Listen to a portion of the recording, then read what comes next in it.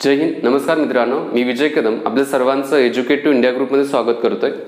तर या व्हिडिओमध्ये आपण युतीचं सरकार या युतीच्या सरकारचे फायदे आणि युतीच्या सरकारचे तोटे हे दोन्ही बघणार आहोत. एका साईडला मी फायदे घेतलेले आहेत, एका साईडला त्याचे तोटे पण देण्यात आलेले आहेत. बघा, युतीचं सरकार याच्या अगोदर युती हा शब्द काय असतो बघा.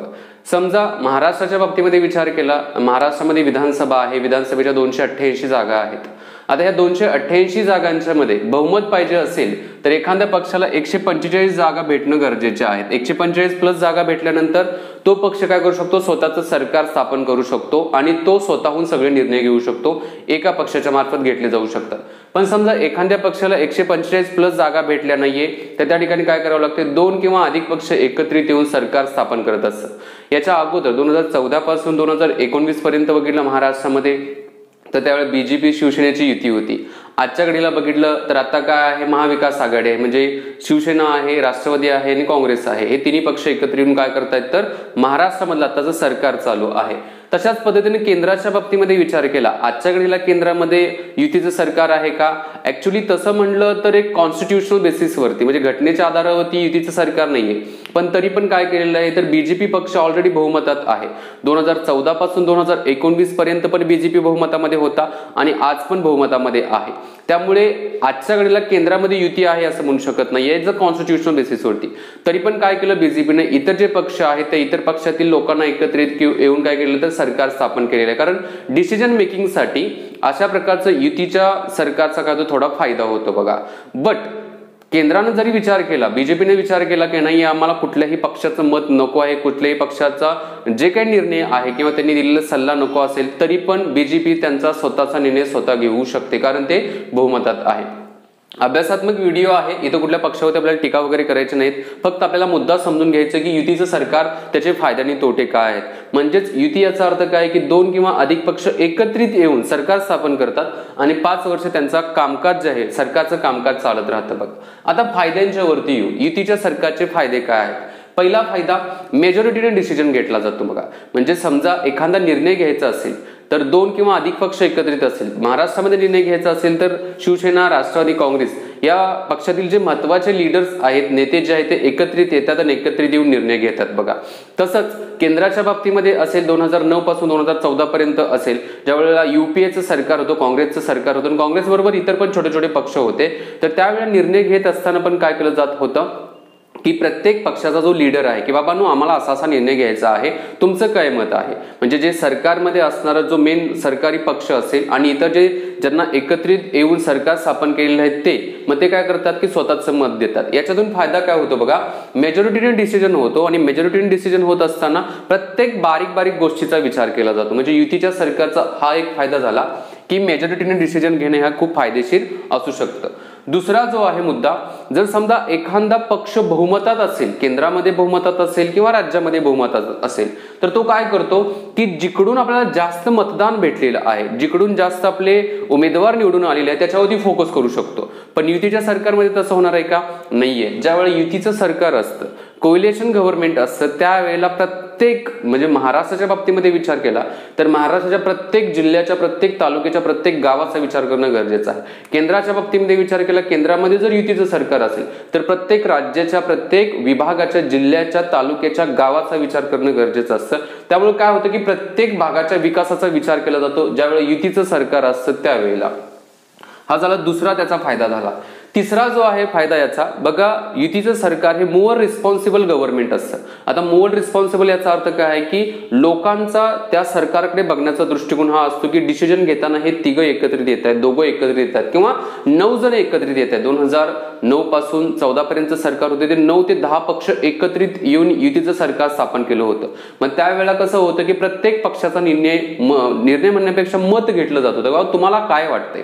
त्यामुळे इथं काय होतं की मोर रिस्पॉन्सिबिलिटी, सरकारची जास्त रिस्पॉन्सिबिलिटी असते आणि सरकारची जास्त रिस्पॉन्सिबिलिटी असल्यामुळे कुठल्याही नेत्याला बोलत असताना प्रत्येक शब्दाचा विचार करूनच काय करावं लागतं, बोलावं लागतं. म्हणजे एक मोर रिस्पॉन्सिबल गव्हर्नमेंट असतं बघा युतीचं सरकार असं म्हटलेलं आहे. नेक्स्ट चौथा फायदा इथे देण्यात आलेला आहे बघा, एका विभागाचा विचार न करता, जर केंद्रामध्ये युतीचं सरकार असेल तर एका विभागाचा विचार न करता तिथं काय केलं जातं तर पूर्ण देशाचा, नॅशनलिझमचा विचार केला जातो, पूर्ण राष्ट्राचा विचार केला जातो आणि त्या बेसिसवरतीच निर्णय घेतले जातात. म्हणजे हे पण खूप चांगलं आहे की बघा म्हणजेच आता बीजेपीचं सरकार आहे आणि आपले भारताचे पंतप्रधान आहेत, त्यांना वाटलं गुजरातचाच विचार करावा आणि गुजरातच्या दृष्टीकोनातून निर्णय घेतला, तर तो काय झाला, व एका रिजनच्या भागामध्ये रिजनलिझम झाला, प्रादेशिक वाद झाला आणि दिस इज अ टोटली रॉंग. हे काय तो चुकीचं आहे.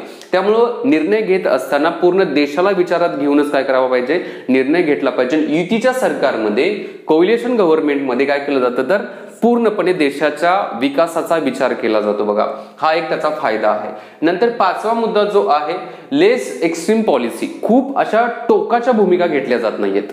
का घेतल्या जात नाहीयेत, समजा एखाद्या पक्षाला वाटलं, बीजेपीला वाटलं की आम्हाला खूप टोकाची भूमिका घ्यायची आहे, आता घेऊ शकतात केंद्रामध्ये. का घेऊ शकतात, कारण त्यांच्याकडे मेजॉरिटी आहे, 303 त्यांच्याकडे काय आहे तर खासदार आहे, त्यामुळे मेजॉरिटीने निर्णय घेऊ शकतात ते आणि एक्स्ट्रीमली घेऊ शकतात. पण ज्या वेळेला युतीचं सरकार असतं त्यावेळेला एक्स्ट्रीम पॉलिसी याचा अर्थ काय, खूप टोकाचे निर्णय किंवा टोकाची धोरणं ठरवू शकत नाहीये. आणि याचा पण फायदा काय होतो की विचार करत असताना एकच धोरण एका पर्टिक्युलर ग्रुपसाठी फायदेशीर होईल असा निर्णय अजिबात घ्यायचा नाहीये. प्रत्येक कम्युनिटी जी आहे देशामध्ये, प्रत्येक कम्युनिटी असेल, प्रत्येक कम्युनिटीकडे काय करायचं आहे, एका विकासात्मक बाबीने बघूनच तुम्हाला काय करायचं आहे, पॉलिसी म्हणजे धोरण तयार करायचं आहे. हे येत आहे त्याच्यामध्ये. आणि सगळ्यात महत्वाचं युतीच्या सरकारमधलं की समजा एखादा पक्ष, तुम्ही दिल्लीमध्ये बघितलं असेल तर दिल्लीमध्ये बघा मागची जी पंचवार्षिक झाली होती त्यावेळेला 70 पैकी 67 आम आदमी पार्टी जे आहे त्याचे काय आले, ते आमदार निवडून आले होते. त्यामुळे घावल त्याला त्यांनी काय केलं होतं, मतदान केलं होतं, म्हणजे पाहिजे ती व्यक्ती उभा करून ती निवडून आलेली होती. त्यामुळे काय होतं, जे टॅलेंटेड लोक होते हे टॅलेंटेड लोक थोडं पाठीमागे झालेली होती. आता ज्यावेळी युतीचं सरकार असतं त्यावेळेला काय असतं, समजा आजच्या घडीला महाराष्ट्राचं युतीचं सरकार आहे, मग प्रत्येक पक्षामधील जो टॅलेंटेड व्यक्ती आहे त्यालाच काय केलं जातं, एक्झिक्युटिव्ह बॉडी म्हणजेच मंत्रिमंडळामध्ये घेतलं जातं. पण समजा एकच पक्ष बहुमतात असेल तर त्यावेळेला काय केलं जातं, नको त्याला काय केलं जातं, एक मंत्रीपद दिलं जातं. मग ते कॅबिनेट मंत्रीपद असेल किंवा राज्यमंत्रीपद असेल तर ते दिलं जातं. पण ज्या वेळेला युतीचं सरकार असतं त्यावेळेला मोस्ट टॅलेंटेड पर्सन जो असतो, खूप हुशार असतो, त्या क्षेत्रामध्ये त्याला ज्ञान असतं, तर त्या व्यक्तीला काय केलं जातं, तर त्या ठिकाणी जे मंत्रीपद आहे ते मंत्रीपद दिलं जातं. हे युतीच्या सरकारचे फायदे मी सांगितलेले आहेत. तसेच युतीच्या सरकारचे तोटे पण असणार आहेत ना, जशा नाण्याच्या दोन बाजू असतात, एक बाजू तर चांगली आहे, दुसरी बाजू काय असते, तोट्यांची. आता तोटे काय आहेत, पहिला मुद्दा, युतीचं सरकार अनस्टेबल असतं. अनस्टेबल याचा अर्थ काय आहे की स्थिर असतं का, नाहीये. आता विचारात घ्या ना, आजच्या घडीला महाराष्ट्रामध्ये शिवसेना प्लस राष्ट्रवादी काँग्रेस आहे आणि काँग्रेस आहे, हे तिघं एकत्रित त्यांनी सरकार स्थापन केलं. एक जर पक्ष नाराज झाला तर काय होलं की सरकार अल्पमतात गेलं. सरकार अल्पमतात गेलं तर ऑटोमॅटिक ते सरकार बरखास्त करावं लागेल. तसंच 2009 ते 14 मध्ये किंवा 2004 ते 9 पर्यंत असं युपीएचं सरकार होतं. पण आजच्या वेळेला केंद्राचा विचार केला, सेंट्रल गव्हर्नमेंटचा विचार केला तर त्या ठिकाणी अशा प्रकारचा म्हणजे अनस्टॅबिलिटी आहे का, नाहीये. जे या पक्षांना एकत्रित येऊन बीजेपी काम करत आहे त्या पक्षांना म्हणलं तुम्ही जावा, आमचं आम्ही काम करतो, तरी ते बहुमतात आहेत, त्यांना आपण हलवू शकत नाही. तर त्यांच्या विरोधात अविश्वासाचा ठराव जरी मांडला म्हणजे लोकसभेमध्ये तरी त्याचा काहीही फायदा होणार नाही, कारण ऑलरेडी तो पक्ष काय तर बहुमतात आहे. पण ज्यावेळेला युतीचं सरकार असतं त्यावेळेला जे सरकार आहे ते काय असतं तर अनस्टेबल असतं, ते कधीही काय होऊ शकतं, कोसळू शकतं बघा. हा एक मुद्दा. दुसरा तोटा काय बघा, निर्णय घेत असताना, आता इथं आपण म्हणलो की मेजॉरिटीने डिसिजन घेतला जातो, हा फायदा तर आहे, पण मेजॉरिटीने डिसिजन घेत असताना इथं टाइम खूप जातो. ए बाबा तुला काय वाटतं तू सांग, त्या पक्षातील बोलत तुला काय वाटतं तू सांग, मग प्रत्येकाला विचारत गेल्यानंतर नाही माझं मत याच्यासाठी नाहीये, एखादा म्हणतो की मी विचार करून सांगेल, मला ज्या वेळेला वाटेल त्यावेळेला मी विचार करेन त्यावेळेला सांगेल. त्यामुळे काय होतं, निर्णय घेत असताना डिसिजन मेकिंगला खूप टाइम जातो बघा युतीच्या सरकारमध्ये. आणि हे काय थोडं तोट्याचा मुद्दा आहे, कारण ज्या ज्या ठिकाणी पटकन निर्णय घ्यायला पाहिजे त्या त्या ठिकाणी पटकन निर्णय होत नाहीयेत. हा एक तोटा झाला. तिसरा मुद्दा जो आहे तोट्याचा, की प्रत्येक पार्टीचा इंटरेस्ट विचारात घेऊन निर्णय घ्यायचा असतो, की बाबा ह्या पार्टीला काय वाटतं, बा ह्या पार्टीचा या ठिकाणी खूप इंटरेस्ट आहे, ह्या विभागामध्ये त्यांचं चांगलं काय म्हणतो तर मजबूत मतदार आहेत, मग त्यांच्या दृष्टिकोनातूनच निर्णय घ्यावा लागतो, किंवा त्यांना पण समाधान वाटलं पाहिजे आणि निर्णय घेताना जी निर्णय घेण्याची जी बॉडी आहे ती पण समाधानी झाली पाहिजे. याचा अर्थ काय की प्रत्येक पार्टीचा इंटरेस्ट जो आहे तो पण इम्पॉर्टंट असतो बघा. त्यामुळे काय होतं की त्याचा पण एक तोटा आहे की त्या पक्षाचा विचार करून निर्णय घेतला जाऊ शकतो, कारण तो पक्ष मे बी सरकार स्थापन करण्यासाठी मदत करत असेल आणि सरकार स्थापन करण्यासाठी मदत केलेली असेल, तो पक्ष म्हणला की या भागामधील या कम्युनिटीच्या दृष्टिकोनातून निर्णय घेतला पाहिजे, नाहीतर आम्ही काय करू, तुम्हाला दिलेला सपोर्ट काढून घेऊ, झालं सरकार पडलं, अनस्टेबिलिटी झाली. त्यामुळे हा एक तोटा युतीच्या सरकारचा असू शकतो बघा. नंतर चौथा मुद्दा दिलेला आहे की not getting credit of the work.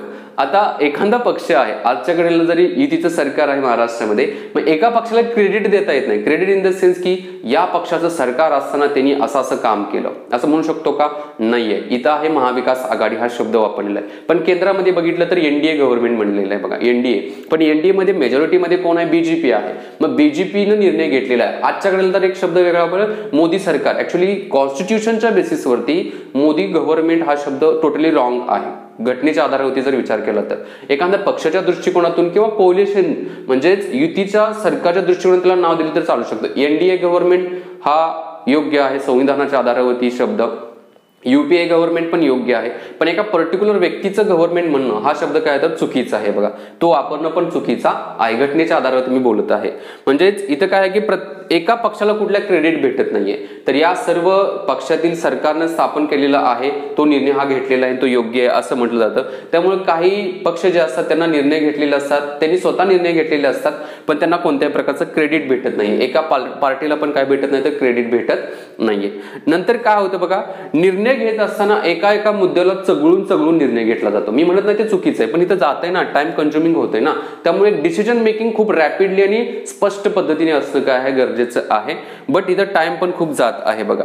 आणि सगळ्यात महत्वाचं, एखादी चांगली आयडिया असेल, खूप चांगली आयडिया असेल की बाबा हा महाराष्ट्रामध्ये असं काहीतरी करायचं असेल किंवा केंद्रामध्ये युतीचं सरकार आहे आणि निर्णय घेत असताना जे एखादा निर्णय की बेरोजगारी कमी करण्यासाठी एक मला आयडियाशी सुचलेली आहे आणि त्यावेळेचं जे एखादा पक्ष आहे त्या पक्षातील एखाद्या नेत्याला असं वाटलं किंवा एखाद्या पक्षातील एखादा असा खासदार त्याला असं वाटलं की नाही असं काहीतरी आपल्याला करायचं आहे, बेरोजगारी कमी करण्यासाठी आपल्याला कंपन्यांच्या मध्ये एक एवढं रिझर्वेशन देणं गरजेचं आहे असं काही जर टाकलं, म्हणजे मी उदाहरण देतो, असा निर्णय घ्यायचा असेल तो चांगला निर्णय असेल. पण बाकीचे म्हणणार नाही आम्हाला हे पटत नाहीये आणि असा निर्णय आपण घेऊ शकत नाहीये. त्यामुळे जी बेटर आयडिया असेल, जी चांगली आयडिया असेल तिला इग्नोर करावी लागते आणि त्या ठिकाणी कॉमन इंटरेस्ट सगळ्यांचं मत काय आहे ते विचारात घेऊन निर्णय घ्यावा लागतो. ऍक्च्युली याला तोटा पण म्हणू शकत नाहीये. असं काही लोक खूप एक्स्ट्रीमली निर्णय घेऊ शकतात ना.